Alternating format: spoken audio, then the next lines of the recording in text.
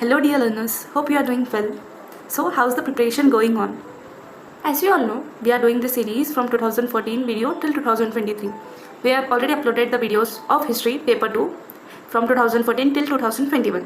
Now we are doing the paper 1 also along with the paper 2. So 2018, 2019 and 20 videos are already uploaded. Now comes the 2021 video. The paper is UGC NET 2021 November. It is the paper of 29th November. Okay. Paper 1, the paper is of general aptitude. So without wasting much time, we will get started. First is the data interpretation question. So यहाँ पर train number, source station, destination station, distance kilometre, speed kilometre per hour, fare per person in rupees, total seats and reserve seats. We have this much information.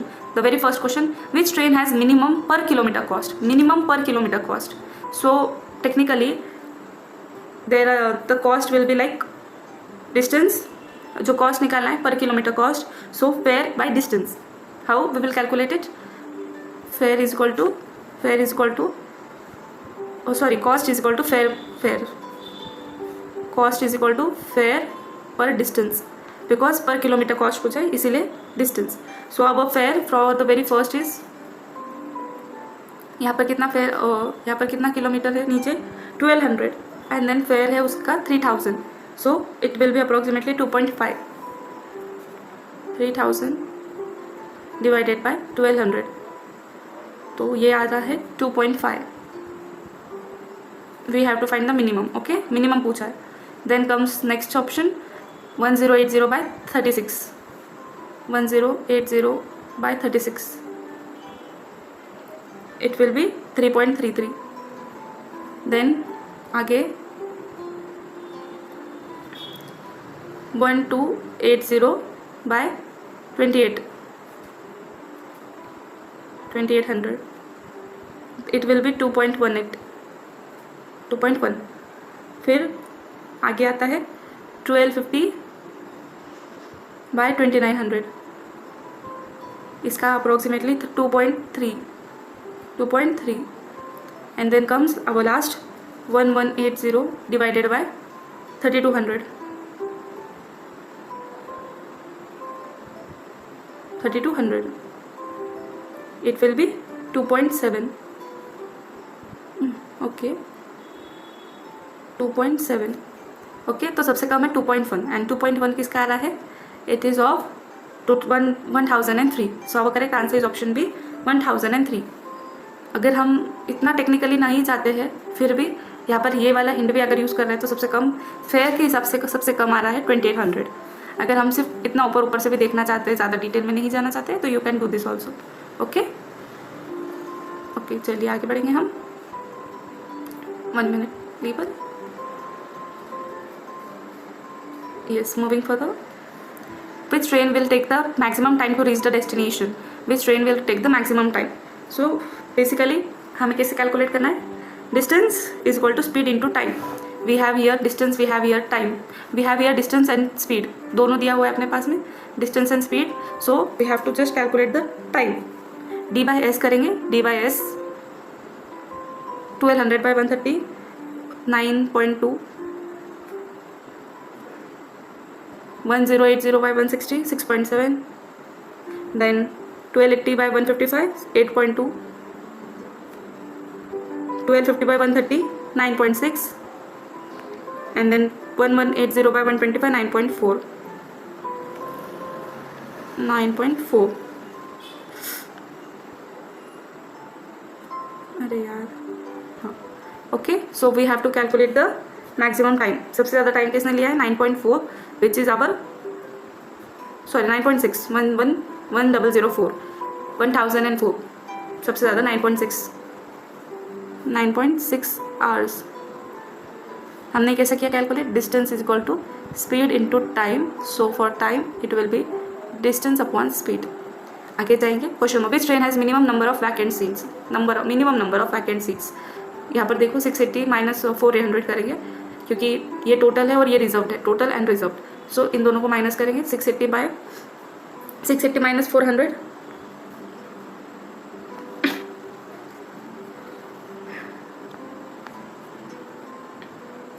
680 minus 400, 280. 870 minus 550, 320, 650, 350, 300, then 980, 620, 360. अगर maximum पूछा होता तो 1004, but we have asked, it is asked minimum and it is 1005 because 260 is the lowest number. Okay, our correct answer is option D, 1005. What is the average number of vacant seats for all trains? What is the average number of vacant seats? So now we have to calculate the average number of vacant seats. Vacant seats कौन से है जो अभी हमने calculate किया है? 280 plus 320 plus 300 plus 360 plus 260 divided by 5. तो ये इसका टोटल क्या आता है? 1520 divided by 5 because we have to calculate the average. Okay, I will write it here. Vacant seat. VS is vacant seat.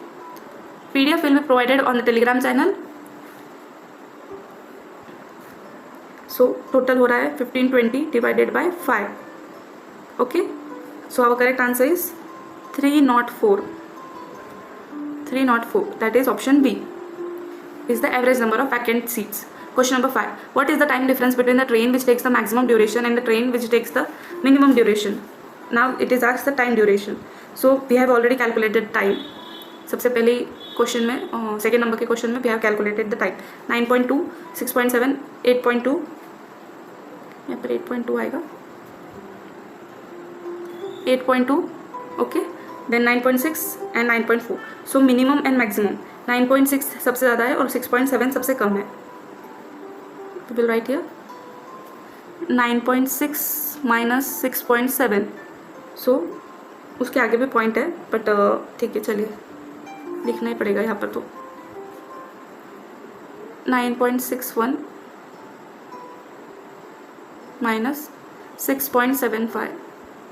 अब करेक्ट आंसर इज 2.86. 2.86.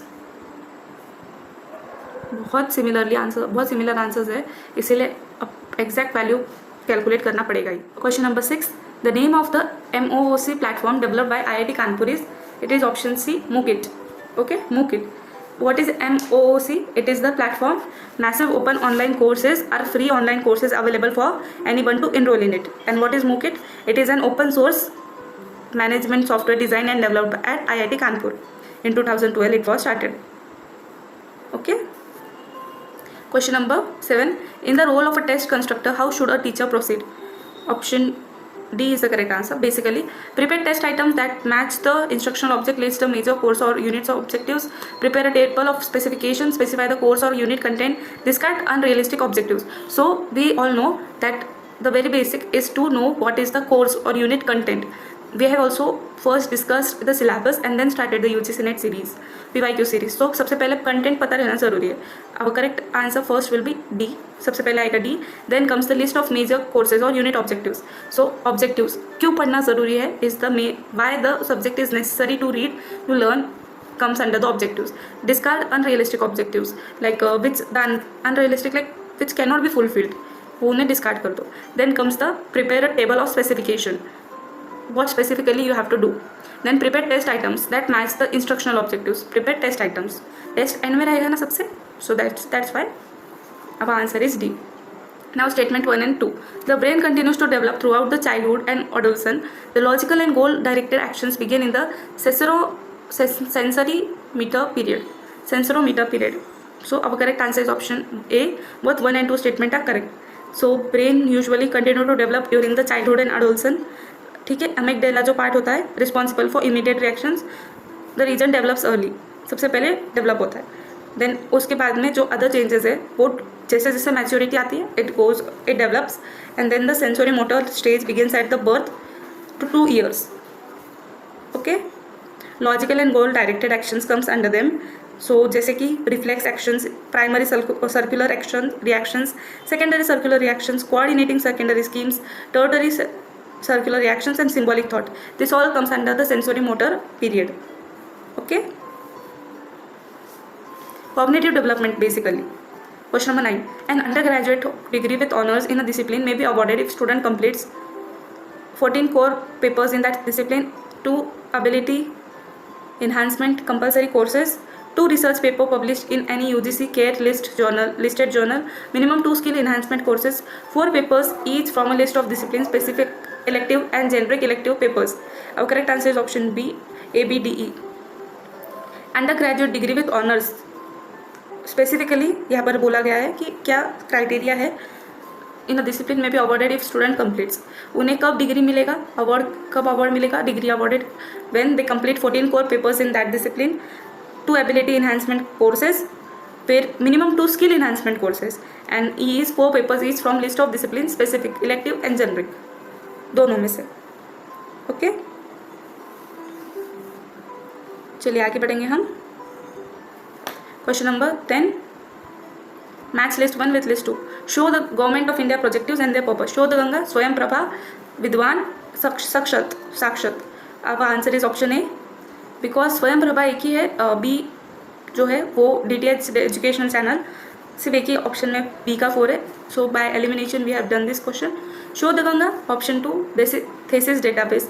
विद्वान expert database plus research network. Sakshat online content delivery platform. Why Swayam Prabha I have chosen? Because this Swayam and Swayam Prabha are usually repeated in many exams, not just UGC NET but also the SET exams.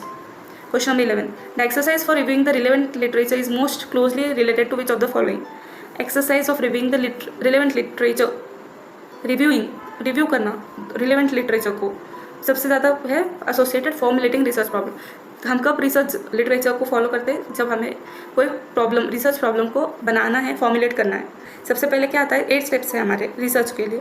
Identification of the problem, that is the formulation. Then comes the review of literature. Yes, सबसे पहले problem को identify करेंगे, फिर review of literature, then formulating a hypothesis, that is the problem. Identifying, manipulating and controlling variables, formulating research design, constructing devices for observation and measurement, sample selection and data collection, data analysis and last में interpretation. Okay, आगे बढ़ेंगे. Question number 12. Which among the following is an example of descriptive statistic? It is standard deviation.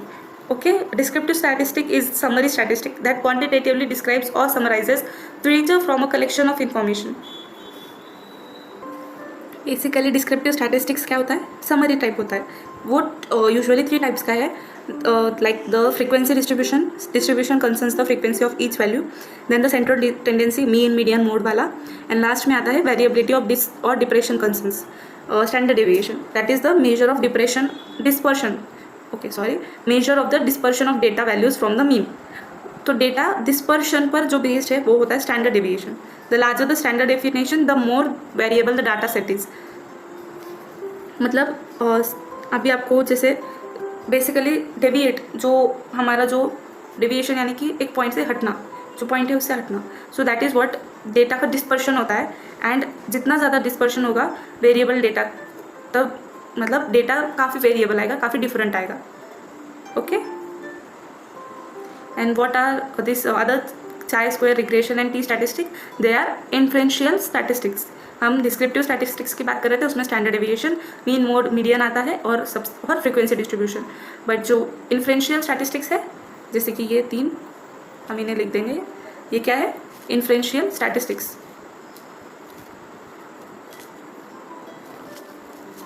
Okay,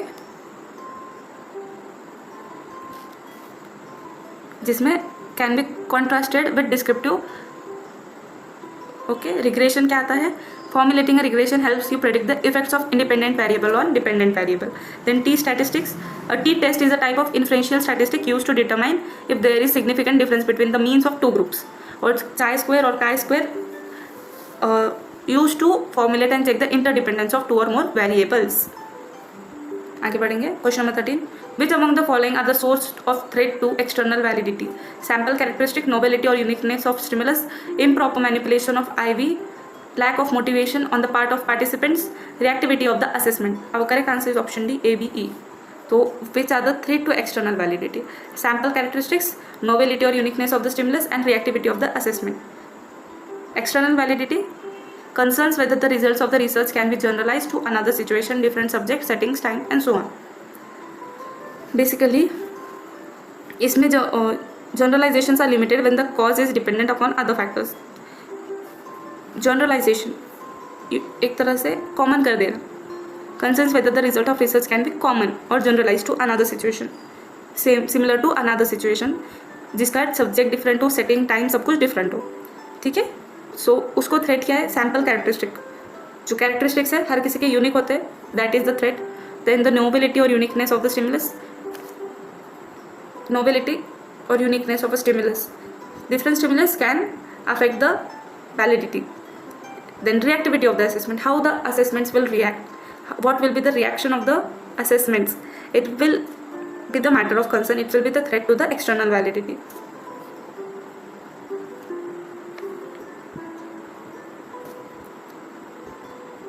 One minute. We are on question number 14. Sample statement 1 and 2. Sample sizes for qualitative research vary by technique but are generally small. Qualitative research involves non-probability sampling. Both 1 and 2 statement are true. So यहाँ पर क्या पूछा है? Qualitative research and sample size, उन दोनों के बारे में. तो sample size क्या होता है for qualitative research? Generally small. Data qualitative research में data non-numerical होता है, like ABCD इस फॉर्म में होता है. So qualitative research can be use to understand how an individual subjectively perceives and gives meaning to their social reality. Sorry,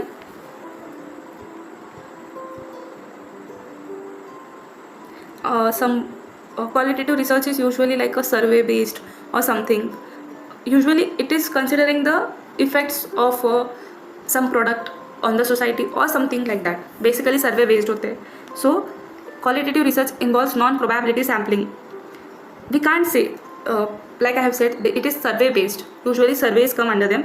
So non-probability sampling technique में आता है वो. They are often used in exploratory and qualitative research.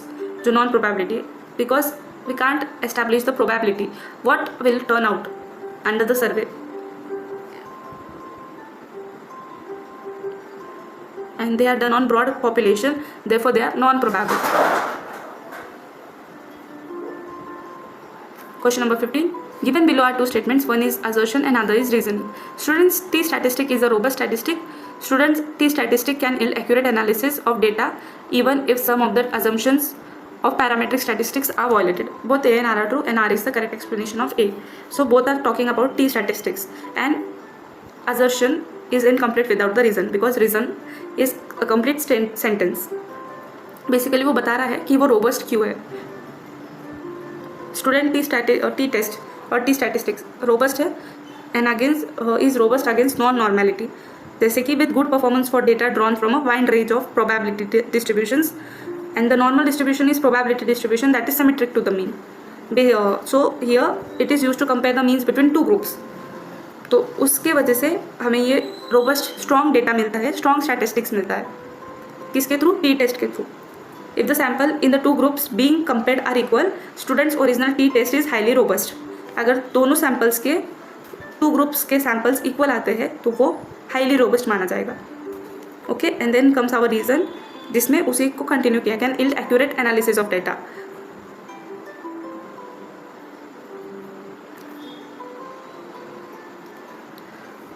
And even if some of the assumptions of parametric statistics are violated, मतलब कि data accurate होगा अगर कुछ assumptions violate होते हैं तो भी.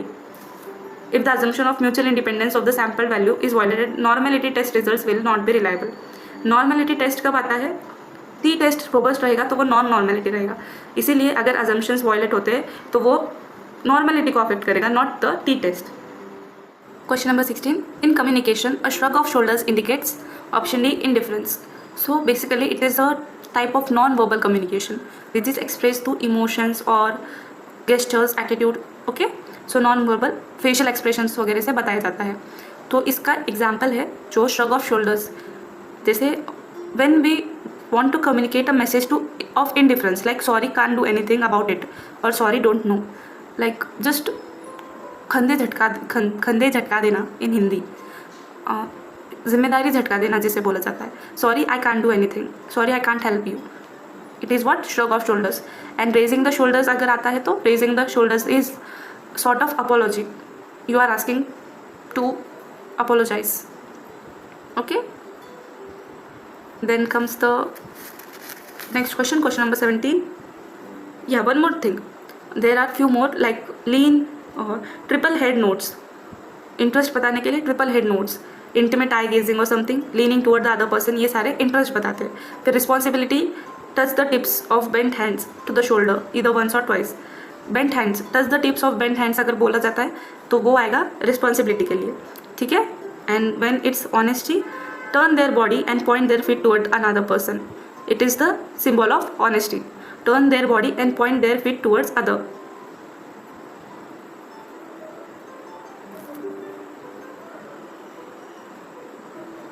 Question number 17. Which one of the following is a strategy to overcome communication barrier? Setting of ground rules, aggression, advanced technology provision, use of jargon. So our option is A, setting of ground rule. Ground rules, setting of ground rules. Ground rules articulate a set of expected behavior for communication between people. जैसे कि group agreements जो ground rules को बोला जाता है, list of terms that participants agree to follow and facilitator agrees to uphold. दोनों भी agree करते हैं टू फॉलो कम्युनिकेशन में, टू ओवरकम द बैरियर्स. ठीक है, चलिए आगे बढ़ेंगे. Question number 18. The communication between two person through letters is an instance of intrapersonal verbal, intrapersonal non verbal, interpersonal verbal, interpersonal non verbal. It is option C, interpersonal verbal. Verbal is through letters like writing, speaking, ये दोनों verbal में आते हैं. ठीक है. And interpersonal यानी कि दो लोगों के बीच में. इंट्रा सिर्फ खुद के साथ में. If the person is talking to self, it is intrapersonal. If it is talking with another person, it is interpersonal. दो लोगों के बीच में. ठीक है. It involves the transmission of orders, messages or suggestions through spoken words between two or more people. जैसे letters, phone calls, ये सब आते हैं interpersonal verbal communication में. Now question number 19. Which one of the following is an example of form of new media? कौन सा है form of new media? It is Instagram. Newspaper, TV, radio, ये सारे तो इन मेडिवल टाइम से चल रहे हैं अभी. But what is Instagram? It is of modern time. Okay, type of new media. Question number 20. It's the dog of our neighbours. It disturbs us a lot. Question number 20. Assertion and reasoning. In classroom communication, Socratic questioning is one of the effective strategies to promote understanding. Feedback through student evaluation of teachers enhances the quality of classroom communication. So our correct answer is option B. Both A and R are true, but R is not the correct explanation of A. So जो यहाँ पर बोला गया है classroom communication, questioning is one of the effective strategies to promote understanding. Correct. We ask question. Even I say, if you have any doubt, do comment to ask me. So that is what questioning is, one of the effective strategies to promote understanding. And it was named after Socrates. He used an educational method that focused on discovering answers by asking questions. इसीलिए इसे बोला जाता है Socratic method. Okay, it is a teaching method है in which questions are asked continually. जब तक either the student gives a wrong answer or reasoning, or the teacher is satisfied with the student's response. Then comes our reason. Reason में बोला क्या गया है? Feedback through student evaluation of teachers enhance the quality of classroom communication. दोनों classroom communication के बारे में no doubt, but one is about the understanding of the student and other is about feedback through student evaluation. तो एक student से concern है और दूसरा टीचर से कंसर्न है, जिससे teachers enhances the quality of classroom communication. Teacher की क्वालिटी है, टीचर को फीडबैक देंगे तब उनकी क्वालिटी इन्हांस होगी, उनकी क्वालिटी अच्छी होगी ऑफ क्लासरूम कम्युनिकेशन. ठीक है, चलिए आगे बढ़ेंगे. Question number 21. At 8.55% rate of simple interest, a certain sum will be doubled in 12 years. In 3 years, ₹1000 will become ₹1331 at compound interest rate of 10% per annum. तो अब ये क्वेश्चन आ गए हैं मैथ्स वाले. ठीक है, तो अभी हमें प्रूफ करना है कि दोनों स्टेटमेंट सही है या नहीं है. सबसे पहले 8.55% रेट ऑफ सिंपल इंटरेस्ट. तो सबसे पहला है सिंपल इंटरेस्ट बेस्ड एंड यहाँ पर रेट क्या है? 8.55 time 12 years. Okay, sum is doubled in 12 years. So हम पहले वो और दूसरे स्टेटमेंट को भी साथ में देख लेते. 3 ईयर्स यहाँ पर है, 1000 प्रिंसिपल अमाउंट है, rate of interest 10% per annum, compound interest है. ओके, और ये बाद में कितना होने वाला है? 1331. सो सिंपल इंटरेस्ट में क्या आता है? SI amount. SI में क्या लिखते हैं हम? हमारा फॉर्मूला हमने इसके पहले भी एक वीडियो में सॉल्व किया है. Simple interest, compound interest, amount is equal to principal plus principal into rate into time divided by 100. Okay, ये है simple interest. And compound interest, it is very easy. Compound interest we have already calculated. Principal 1 plus rate by 100, और यहाँ पर n आता है जो time के लिए दिया जाता है. ओके, तो अभी इसी चीज़ों, इन्हीं फॉर्मूलाज में पुट ऑन करनी है हमें values, and then we have to calculate the answer. So now we will put the values. For SI we don't have the principal, so we will assume principal as 100. If we don't have any values, consider 100. It is very easy to calculate then. So we have amount, principal 100, rate 8.55, interest कैसे निकालना है?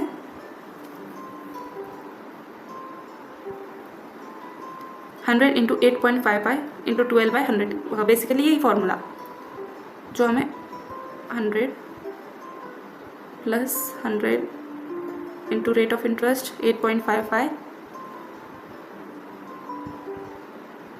Into 12 divided by 100. We will prefer writing. See, here we are writing it.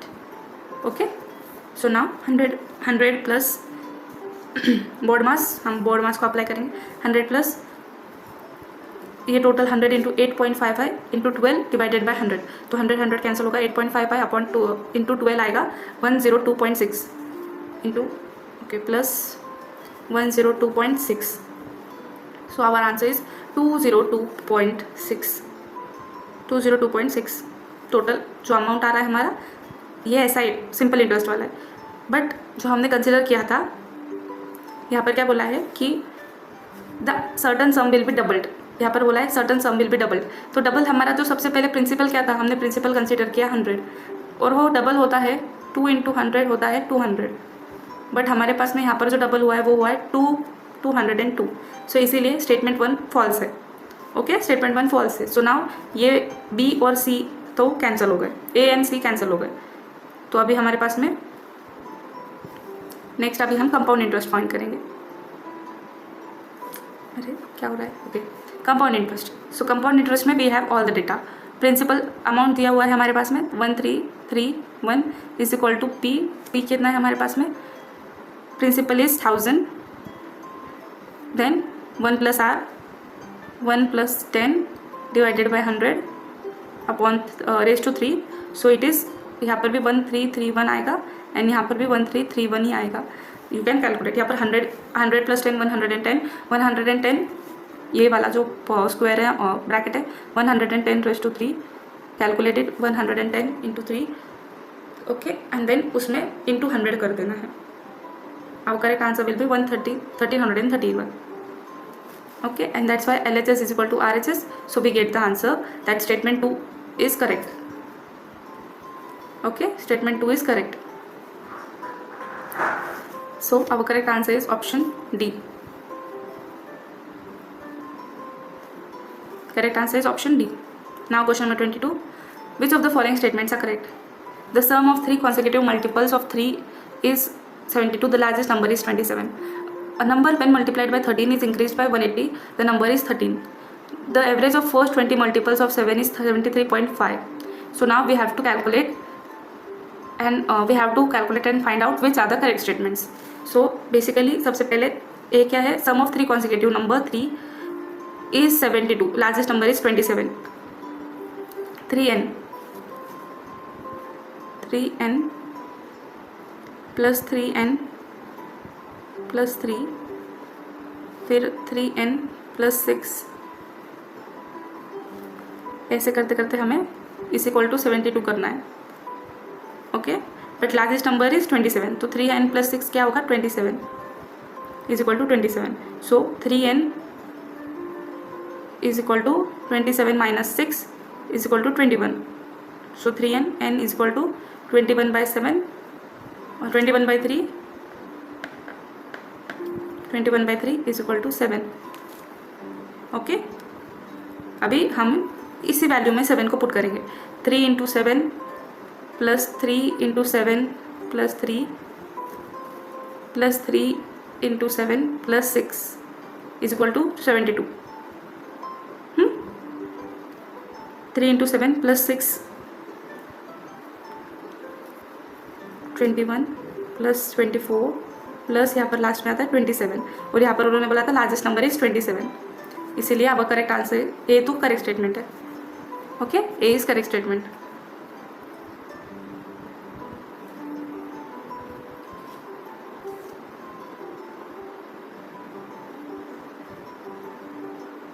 Hope it is visible.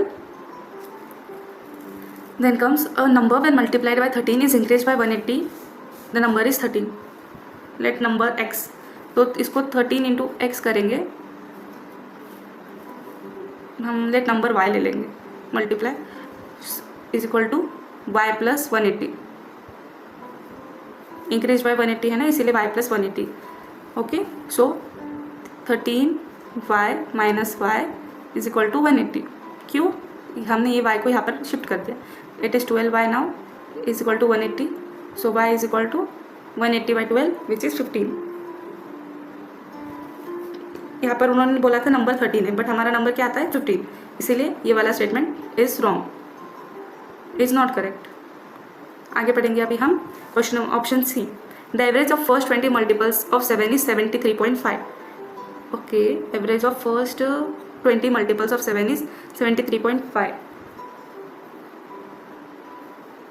So first 20 multiples of 7 is 7, 14, 21. ऐसे करते करते 20 तक लेके जाना है हमें. We know nth term of A P is Tn is equal to T1 plus n minus 1 into T.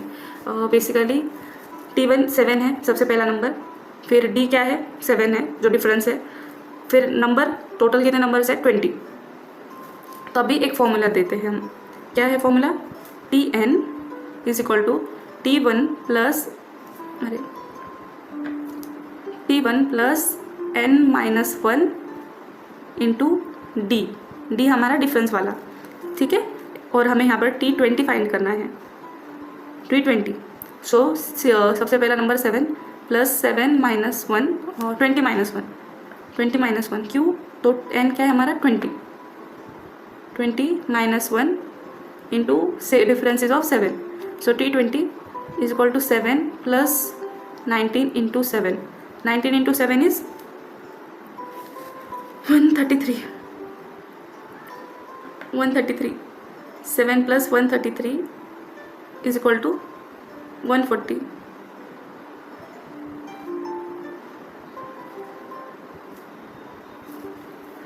So here 140. So now there is question में average पूछ रहा है, तो एवरेज किसका होता है? पहला नंबर का है लास्ट नंबर का. 7 plus 140 divided by 2.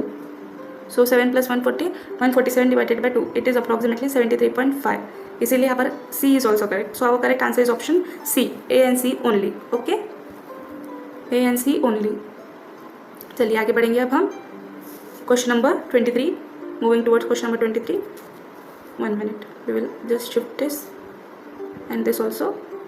Yes, you may not see the previous solved thing because I will be providing it very fresh in the PDF. Okay, चलिए आगे बढ़ेंगे.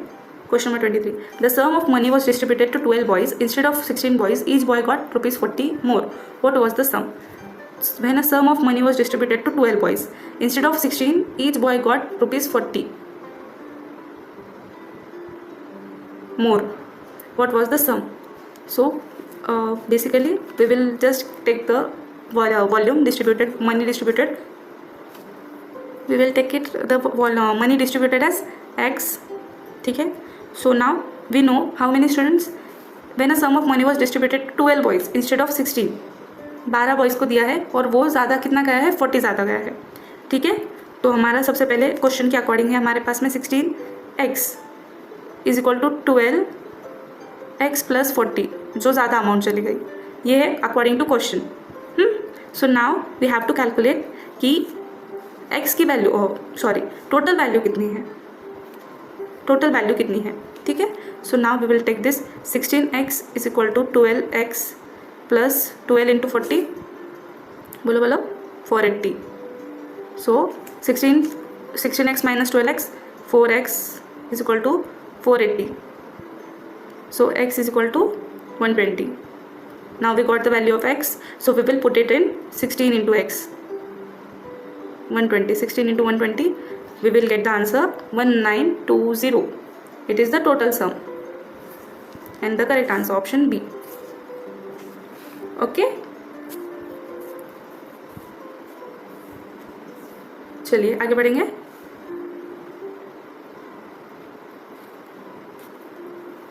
Question number 24. The ages of Lokendra and Dharmendra are in the ratio 6:5 and sum of their ages is 44. What will be the ratio of their ages after 4 years? तो अभी उनकी जो sum है वो 44 है and the ratio is 6:5. So now we have to calculate the present age first. Okay, and then we will calculate the 4 years later. Basically यहाँ पर एक ट्रिक बताती हूँ मैं, ज़्यादा डिटेल में नहीं जाएंगे. क्या लेना है? 6x + 5x is equal to 44. 11x is equal to 44. x is equal to 4. तो ratio after 4 years 6 into 4, 5 into 4. 6 into 4, 24 is to 20. 24 is to 20. Now you can solve it very easily. That is 7. Okay, 1 minute. I messed up something. Yes, +4. Yes, +4 आएगा यहाँ पर. क्यों? तो after 4 years हमने x की वैल्यू put on की, +4 करेंगे because we have to calculate after 4 years. Then 5 into 4 + 4. So 24, 28 is to 24. So it is 7:6. Our correct answer option C. ये शॉर्टकट ट्रिक है. इसके अलावा भी काफ़ी डिटेल में भी हम सॉल्व कर सकते हैं, but I thought it let go. Okay 1 minute. Yes, चलिए. Hope you understand. 25. In the series 9, 18, 36 what will be the 12th term? 9, 18, 36 what will be the 12th term? It is a hard question. ये formula ऐसा usually याद नहीं रहता है, so note down the formula. Tn is equal to A into R raised to n minus 1. So what is the Tn? Here n is our 12th term. A is 9 जो सबसे पहला term है. R जो difference आता है दोनों का, sorry जो डिवाइड कर आता है. सो यहाँ पर हम लिखेंगे T12 is equal to 9 into what is the difference of 18, what will be the answer? 18 divided by 9, it is option 2. Answer will be 2. and then 12 minus 1. 12 minus 1 क्यों? यहाँ पर n हमने क्या लिया है? 12 लिया है. सो दैट्स वाई अब यहाँ पर हमारी वैल्यू आएगी 12 minus 1 11. So 9 into 2 18. No we can do that. हाँ इसके ऊपर वैल्यू है ना. Yes 9 into 2 raised to 11. Okay अभी 2 into 11 तक सॉल्व करते जाओ, उसको फिर 9 से मल्टीप्लाई करो. So our answer is 18432. Option D 18432. क्या आता है यहाँ पर देखो. 9 into 2048 इज इक्वल टू 18432. चलिए आगे बढ़ेंगे. Question number 26. assertion and reasoning. Denotation cannot be used to define words. Denotation cannot be used to define words that have an empty extension. Reason: although connotation determines denotation, denotation does not determine connotation. Our correct answer is option B. Both A and R are correct, but R is not the correct explanation of A. So denotation means literal definition of a word. ठीक है? And connotation, meaning that is implied by a word apart from the thing which it describes explicitly. मतलब denotation means only a single meaning of a word used, जिससे direct meaning भी बोला जाता है. Connotation क्या होता है? वेरियस मीनिंग्स, अलग अलग मीनिंग होते हैं ना किसी चीज़ के, तो उसे कनोटेशन बोलते हैं. Denotation can not be use to define words that have an empty extension and connotation determines denotation. But denotation because connotation कितने होते हैं? वेरियस मीनिंग्स, अलग अलग मीनिंग रहते हैं. बट डिनोटेशन क्या होता है? एक ही मीनिंग होता है, इसीलिए it can not define connotation और determine the connotation. Okay, connotation explicitly करते हैं डिफाइन. अब यहाँ पर एम्प्टी एक्सटेंशंस बोला गया है, तो ये कौन से वर्ड्स होते हैं? उनके नेम से ही पता चल रहा है that denote a null class, मतलब कि ग्रुप या क्लास जिसके कोई मेंबर्स नहीं है. तो वो denotation can not be use to define words which have no group और no members. With no members, although connotation determines denotation, क्योंकि वो ज़्यादा मीनिंग वाला है, हमने ये तो डिस्कस कर लिया है, ठीक है, समझा अभी। एम्प्टी एक्सटेंशन यानी कि नल वर्ड्स, नल क्लास, कुछ है ही नहीं उसके अंदर। Question number 27, identify the fallacy committed in the argument. All cats are animals, all dogs are animals, therefore all dogs are cats. So policy for policy of four terms, policy of undistributed middle term, policy of exclusive premises, extenential policy. So what will be the correct answer? क्या बोला है? All cats are animals, all dogs are animals, therefore all dogs are cats. ये conclusion है, तो ये क्या होगा हमारा? Which policy it will be? It will be option B, policy of undistributed middle term. So what it is? It is formal policy that is committed when the middle term is not, when the middle term in a categorical syllogism is not distributed in either the minor premise or major. So यहाँ पर क्या बोला है कि all cats are animals और all dogs are animals. ये इनमें से middle term कौन सा है? Animals. The animal is the common term, but it is never distributed. So the syllogism is invalid. Animal would be distributed by introducing a premise, जैसे कि all animals are cats या some animals are cats, पर ऐसा नहीं है, इसीलिए क्या है हमारा आंसर? Option B, undistributed middle term. Okay, और जो पॉलिसी ऑफ फोर टर्म्स है, ये भी फॉर्मल पॉलिसी में आता है, 4 टर्म्स रैदर देन द 3, जैसे कि यहाँ पर 3 कैसे है? कैट्स, एनिमल्स एंड डॉग्स, तो उसमें अलग रहता है, उसमें और एक टर्म आएगा, कैट्स, एनिमल्स, डॉग्स, बर्ड्स, ऐसा कुछ आ सकता है, ऐसे 4 टर्म्स। फिर एक्सीडेंशियल पॉलिसी, उसमें क्या है? One presupposes that a class has member when one is not suppose to do so, मतलब कि one should not assume existential import. थोड़ा डिफिकल्ट है ये समझने में, it will take some time. So presupposition पर based है existential policy, कि बाहर से कुछ इम्पोर्ट नहीं करना है, मतलब कि जैसे कि यहाँ पर all cats are animals, but उन्होंने, अगर हमने यहाँ पर ऑल एनिमल्स आर कैट्स कर दिया, तो ये है कि हमने हमारा एक्सटर्नल माइंड यूज़ किया, we are using our mind, okay, and that is what we are importing. Then comes the policy of exclusive premises, ये in a categorical syllogism that is invalid because both of its premises are negative. दोनों भी premises negative रहने चाहिए, यहाँ पर दोनों भी positive है, all cats are animals, all dogs are animals. अगर दोनों भी प्रीमाइसेस, दोनों भी निगेटिव होते हैं, तो वो होता है पॉलिसी ऑफ एक्सक्लूसिव प्रीमाइसेस। चलिए question number 28, identify the policy committed in the following argument. American Indians are disappearing. That man is an American Indian. Therefore, the man is disappearing. Policy of division. Option B. So यहाँ पर policy of division बोला गया है. When exercising critical thinking, we frequently run upon claims that fall prey to the policy of division. Basically, what is policy of division? Real things पर based होती है. Real things, ideas पर based होती है ये.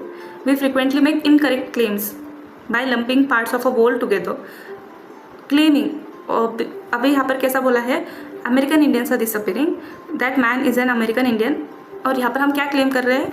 That man is disappearing, we are claiming this. ऐसा होगा क्या? It will happen, it is not necessary, but we are claiming it, therefore it is policy of division. Okay, this can be classified as grammatical analogy error. It can be used for many of arguments and assertions, including discussions of religious ideas. Cultural based अगर कुछ है discussion या religious based है, तो उसमें use होता है policy of division. Just claiming that this man will disappear because ऐसा हो रहा है, is what policy of division. Then comes policy of composition, treating a distributed characteristic as a collective. मतलब when one makes the mistake of attributing to a group some characteristics that is truly only of individual member, मतलब एक ही इंसान की वो characteristic है but वो पूरे group को दे रहे हैं, that is what policy of composition. फिर आता है policy of accident, when an uncharacteristic specific instance is claimed to logically follow from a generalization that does not properly apply to that instance, मतलब कि कुछ हो रहा है बट वो उस सिचुएशन को अप्लाई नहीं हो रहा है, something is happening in the background but it is not applying to the present situation, that is what policy of accident. Then policy of converse accident, it is informal policy. When a rule that applies only to an exceptional case is wrongly applied to all in general.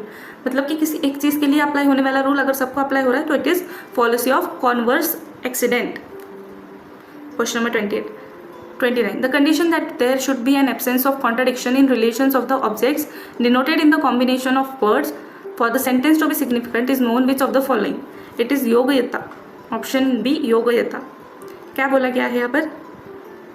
The condition that there should be an absence of contradiction, opposite views, in the relation of objects denoted in the combination of words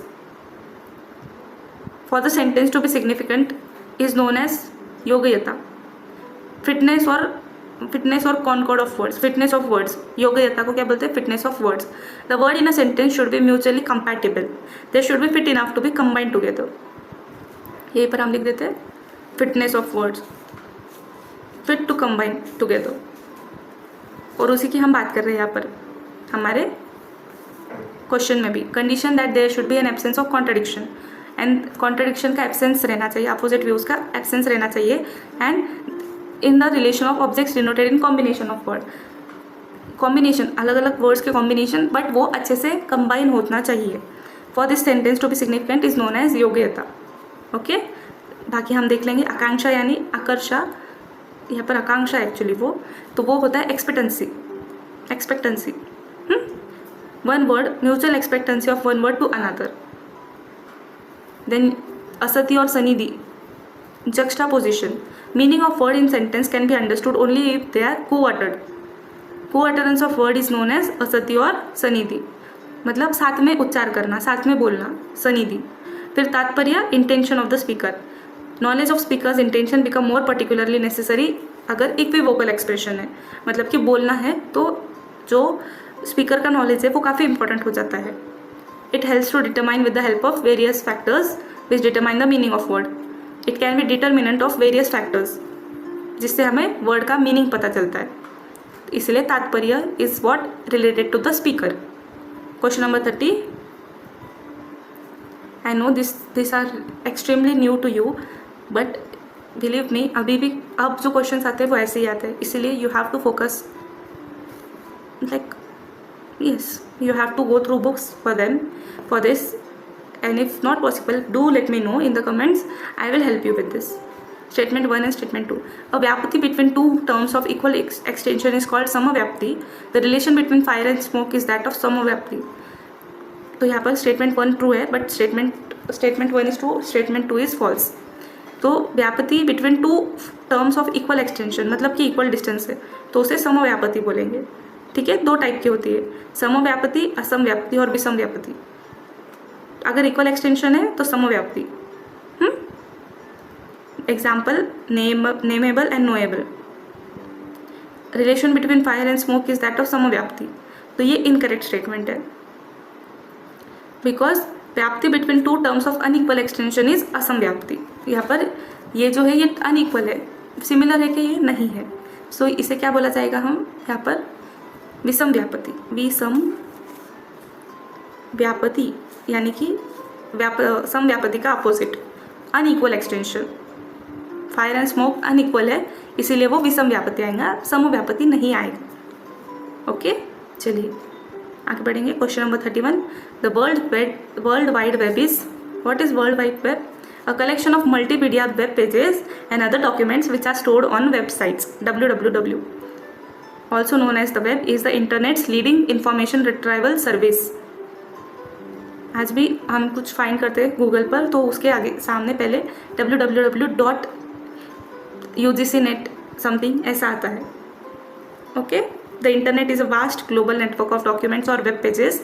each page में include links to other page located anywhere in the world, और उन्हीं links को उनके starting में आता है www,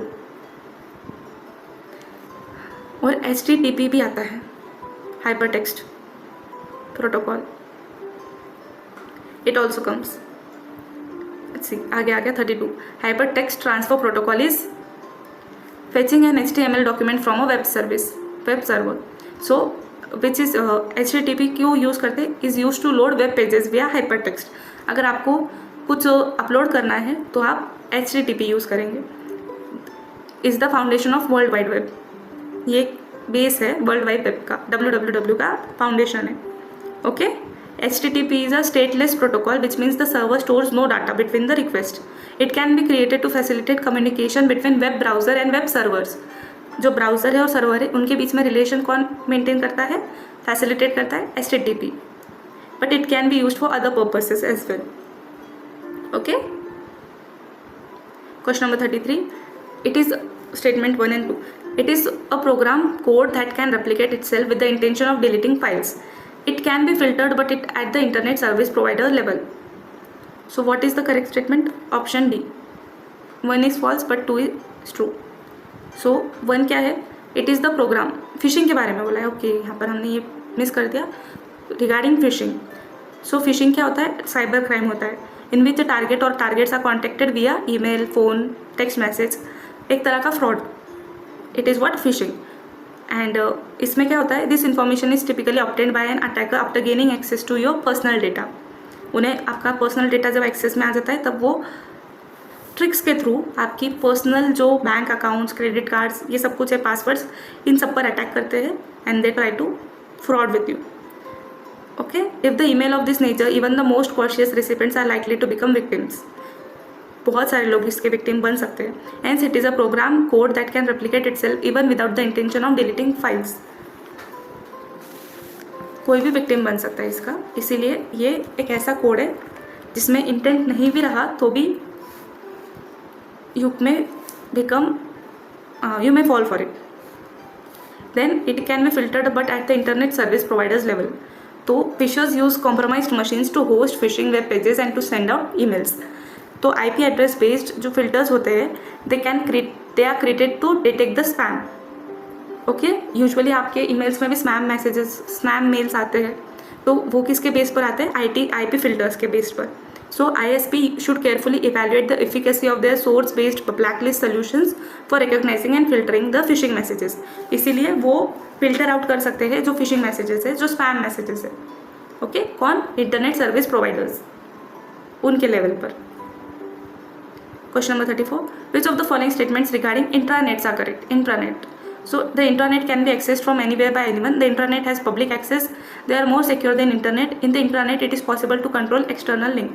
Correct answer is option B, C and D only. Intranet क्या होता है? It is a private network that is used by company. Primary purpose is to assist the employees in securely communicating with one another, storing information and collaborating. So ये क्या है? Access anywhere नहीं हो सकता है because it is private. Public access है? नहीं, private access है. More secure than internet. It is true because it is private and it is been communicated within a small group and it is possible to control external links. Yes, it is possible. Internet क्या होता है? Local होता है, restricted network होता है उसमें, that allows people within a company to store, organize and share information. और जो हमारा इंटरनेट है वो एक्स्ट्रानेट है. इंटरनेट है जो है world wide web network of the computer networks that allow people to share information and communicate with one another anywhere, anytime. पर जो extranet है वो वेब पोर्टल आता है, that an organization and its external vendors, partners, customers or other users who need access to restricted information. जो restricted information से related है वो extranet है, जो सबके लिए है वो इंटरनेट है, और जो limited है वो इंट्रानेट है. Question number 35. Match list 1 with list 2. Megabyte, gigabyte, terabyte, petabyte. Correct answer is option B. सबसे पहले तो ए आता है मेगाबाइट. ए का 3, 2⁻20. नंबर ऑफ बिट्स पूछा है, यहाँ पर बाइट्स नहीं पूछा है. Then gigabyte 2⁻2⁻30. Terabyte 2⁻40 and petabyte 2⁻50. 2⁻50. ठीक है. बेसिकली 1 मेगाबाइट कितना होता है? 1024 kilobyte. 1024 kilobyte, 1024 byte. Okay. So इसीलिए 1 मेगाबाइट कितना होगा? 2⁻20 bits. 2⁻20 bits. 1 byte is equal to कितना होता है बाइट्स? कमेंट्स में बताओ मुझे. कुछ इंटरैक्टिव सेशन भी होना चाहिए. काफ़ी देर से आपसे मुझे सुन रहे हो. 36. Question number 36. The in situ passive soil remediation process is the easiest to implement and the least expensive. It relies upon several natural processes to destroy the contaminants. Correct answer is option A. Both A and R are true. R is the correct explanation of A. दोनों एक ही चीज़ के बारे में बात कर रहे हैं and R is continuing assertion. Dewatering of sewage sludge can be achieved by gravity thickening, mechanical stirring, osmosis, flotation and screening. Correct answer is option A, B, D. So it is gravity thickening, mechanical stirring and flotation. क्या पूछा है? Dewatering of sewage sludge. What is sewage sludge? Residual or semi-solid material that is produced by as a byproduct during sewage treatment of industrial and municipal waste water. जो हमारे घर से industry से आता है उस वेस्ट वाटर को manage करने के लिए होता है. Okay. Sludge dewatering is the procedure used to reduce the waste volume in order to get it ready for disposal. Sludge D watering से वॉल्यूम कम करते हैं ताकि वो डिस्पोजल के लिए रेडी हो सके. तो dewatering of sludge can be achieved by gravity thickening, mechanical dewatering and flotation. Okay, आगे बढ़ेंगे. Question number 38. Match list 1 with list 2. Water prevention and control act, air prevention and control act, environment protection act, factories amendment act. What is the correct answer? Option B. उनके years दिए हुए हैं. So water prevention वाला 1974, option 2. Air prevention and control 1981. Environment protection act 1986 and factories amendment act 1987. Okay. Question number 39. Which of the following isotopes of uranium is fissile material and can be used for nuclear reaction? It is option B. यूरो 235. कौन सा ये? 235. Fissile materials are materials that can undergo fission reaction. Fission reaction क्या होता है? Reaction where the nucleus of an atom splits into 2 और smaller nuclei while releasing energy release करते हैं और ये जो फ्यूजन करते हैं उसे फिसाइल मटेरियल बोला जाता है. तो आइसोटोप कौन सा? यूरेनियम का U-235. और प्लूटोनियम अगर रहता था तो Pu-239. ठीक है, प्लूटोनियम का Pu-239 है, यूरेनियम का 235 है.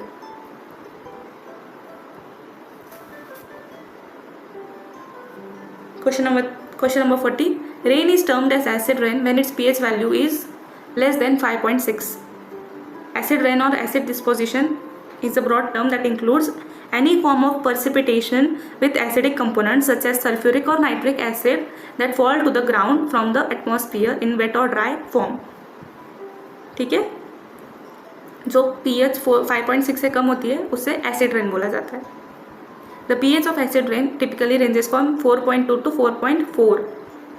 नोट डाउन, 4.2 to 4.4 रहता है pH of acidic rain.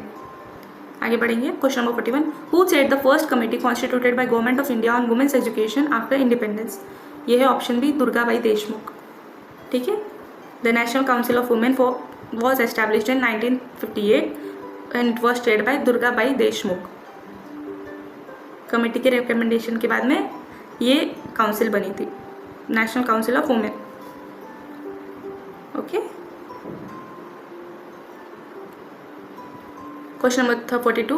Disruptive technologies in education mean new technologies that completely change the ways things are done in education. Disruptive technology क्या होता है?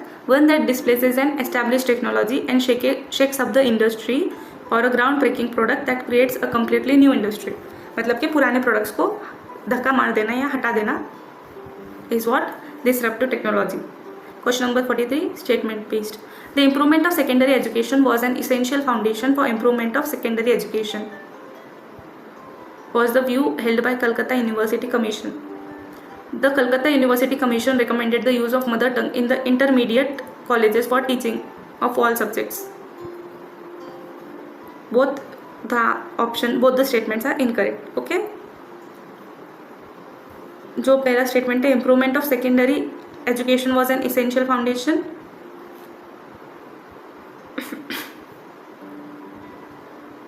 सॉरी,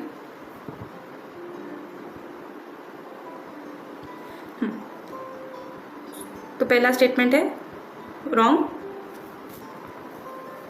ये किसके अंडर आता है? जो सैडलर के अंदर आता है. सैडलर कमीशन भी बोला जाता है. कलकत्ता यूनिवर्सिटी कमीशन को So the commission was mainly appointed to examine the problems of Calcutta University. It found that the problem were much related to the problems of other universities also. और उन्होंने फिर एक recommendation दिया था which were of great value to higher education, not secondary education. किसके लिए था वो? हायर एजुकेशन के लिए था. हार्टोग कमेटी प्राइमरी एजुकेशन और हाई सेकेंडरी एजुकेशन के लिए बात करती है. कलकत्ता यूनिवर्सिटी वाली जो कमीशन थी वो सैडलर कमीशन थी and it is based for higher education. Then जो सेकेंड स्टेटमेंट है, Calcutta university recommended establishment of secondary and intermediate boards in each province. Okay, nothing related to mother tongue, no recommendation related to mother tongue. Question number 44. The presence of which of the following points poses challenge for higher education system as per NEP 2020, National Education Policy 2020.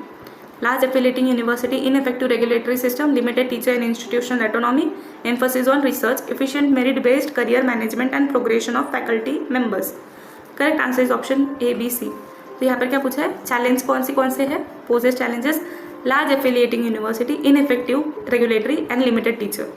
ये तो but obviously दिखते points है, ठीक है. बाकी के दो positive है, जो ऊपर के तीन है वो निगेटिव पॉइंट्स है. National education policy 2020 is very important. Question number 45. School of philosophy and their propounders, basically founders. Samkhya, Nyaya, Vaisheshika, Purva Mimamsa. We have already discussed about them. Correct answer is option C. Samkhya is Kapil Muni, Nyaya, Gautam Muni, Vaisheshika, Kannada, and Purva Mimamsa, Jamni. Okay. Now passage based. I will provide the PDF. You can check on the Telegram channel. We will directly find out the answers. What is the meaning of empirical evidence? Based on observation and capable of being verified. यहीं पर दिया हुआ है, starting में ही दिया हुआ है, ठीक है. सी यहीं पर दिया हुआ है. आगे बढ़ेंगे हम. Question number 47. According to author, what were the initial sources of information for understanding the beginning of life? Folk knowledge and scriptures. It is also given in the passage.